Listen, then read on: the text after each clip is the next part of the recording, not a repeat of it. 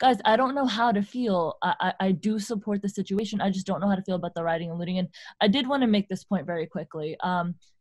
When we protest peacefully and when we post our posts on social media, to be quite frank, those are the things that the government wants, because essentially we're not bothering them when we're doing those things. Those are peaceful ways of going about. You're not disrupting the system in any way. The way that I have been looking at the rioting and the looting is in a way that when you are now doing this, these are public servants' attention that you're trying to get.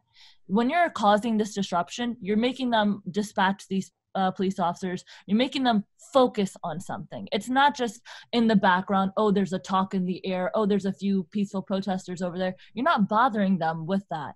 When it's a loud uproar, and might I add, in history, all of these types of situations is what has caused change.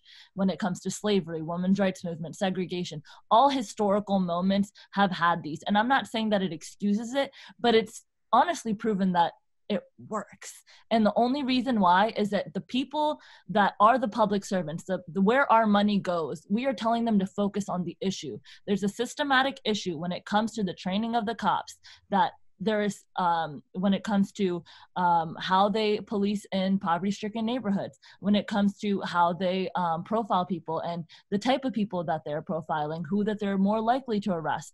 All those things are so deep-rooted in our system, and a time like this is taking a moment to go ahead and say, reflect on what is going wrong and what is it that we need to change in our system.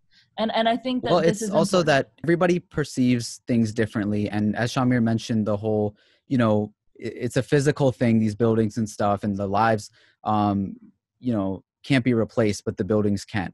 And there's people that, like Target, like some people of certain shops like Bobby Hundreds and this Bengali owner of this restaurant, they were all like, you know what, it's fine that our buildings burn down. We support the protesters, right? Not everybody feels that way. And that's obviously understandable. Some people have put their entire lives into making a certain restaurant or family business, and to get destructed in this mess while they're probably supporting the protesters, that is a consequence of the system. It's not right. It's still illegal.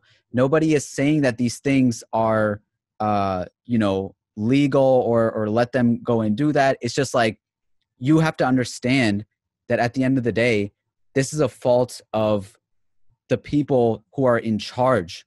These people have tried the peaceful protest when it came to the kneeling and with Colin Kaepernick and everyone, he literally got kicked out of the NFL and he called a son of a bitch. And, Dismissed how are you supposed to feel? Peaceful way.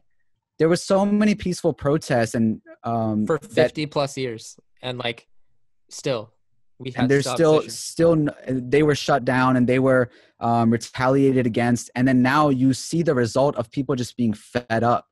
And again, I say that, it's not like it's a justified thing, but you have to be understanding of these people's emotions, and they have nothing to lose at this point. There's people crying in the streets of, I'm willing to put my life on the line for my people, for their future, for my kids, for everybody growing up.